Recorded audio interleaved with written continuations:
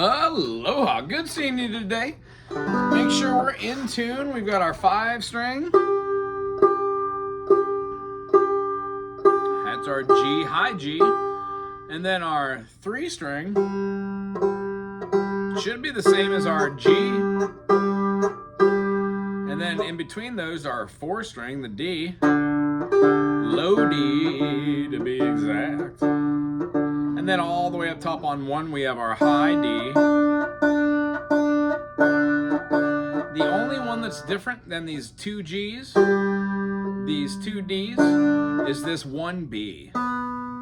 When we play a major chord, since the banjo's tuned to the key of G, in an open G setting, we already have our triad. G to B, major third, B to D, minor third.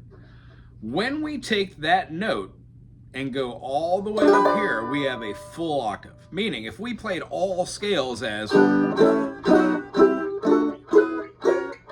would be a little boring.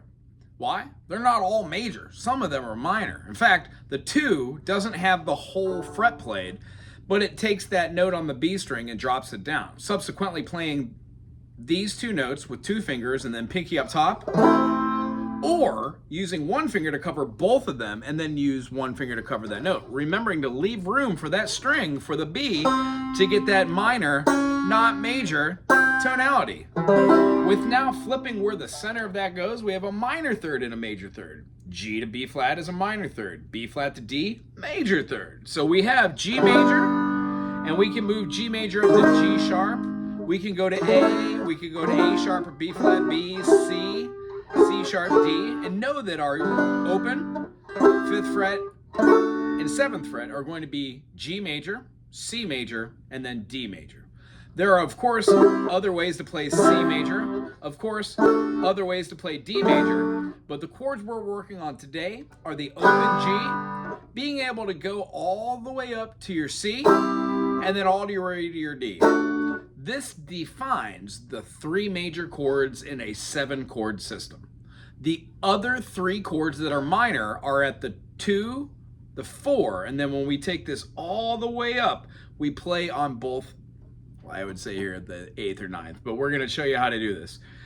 If we were to look at this A, the A would drop down the B, cover all these units like we showed, and it would make an A minor. Now, open is our 1 chord. Our next chord is the A minor. When moving up a whole step to that first dot, we get a B minor.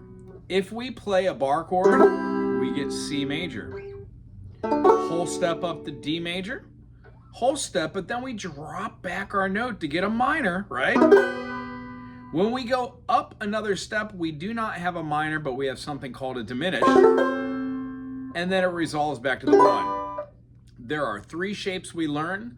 One of them is based off of open. No matter where you bar, it will be a major chord. If you do that major chord and you drop the note that's on the B string a half step and play the rest of the strings the same, you get a minor chord.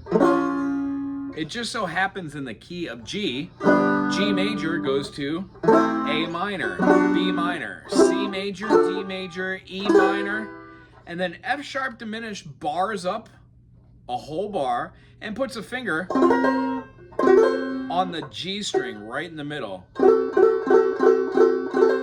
And of course, there are other ways to play F sharp diminished all over the fretboard. However, for right now, we're just focusing on 2 of those 3 chords. The major, and know that you have a major here in the key of G. And then if we play this, we have a minor, this we have a minor, and then up here, we have a minor. We're playing our first finger as our leader finger, so leader finger on 1, cover the rest of 2. Leader finger on 3, B string, cover the rest of 4. Leader finger on 8, cover the rest of 9. For the diminish, if you're interested, again, barring up the 10th fret and putting a finger on the G string. And then, of course, barring right back to the 1. All that's inconsequential, work on the major and the minor. Just the G and the A minor. If you could do this by next week, that's great. That means you could take your forward roll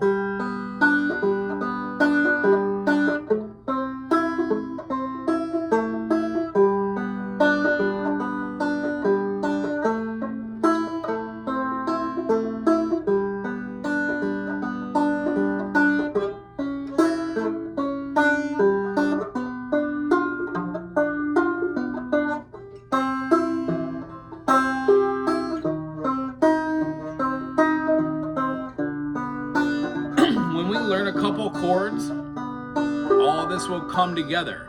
But the one thing that we need to really, really remember is when we're doing some sort of roll, like this roll, the forward roll, 3, 2, 1, 3, 2, 1, 3, 1. Thumb, index, middle, T, I, M, T, M. No middle index finger. So when we play chords with that, and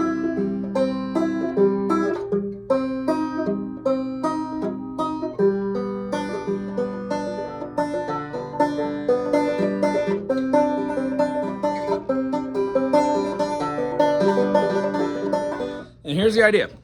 You go slow in the beginning, then you speed it up. We're going to show you a whole bunch of really cool things to do with your fingers, like slides, pull-offs, hammer-ons, and then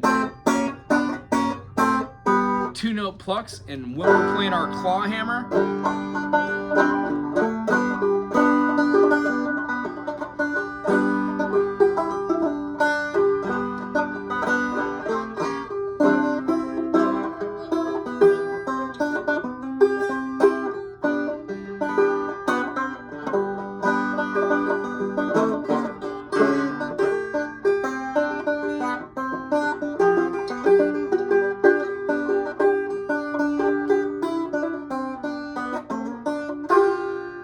when we're learning how to play something like those, just what I was doing, we learn to go slow and interpret the music the way you want. We're not really tied to anything. The reason why I wanted you to take a look at that book is because there are songs out there that require finger work.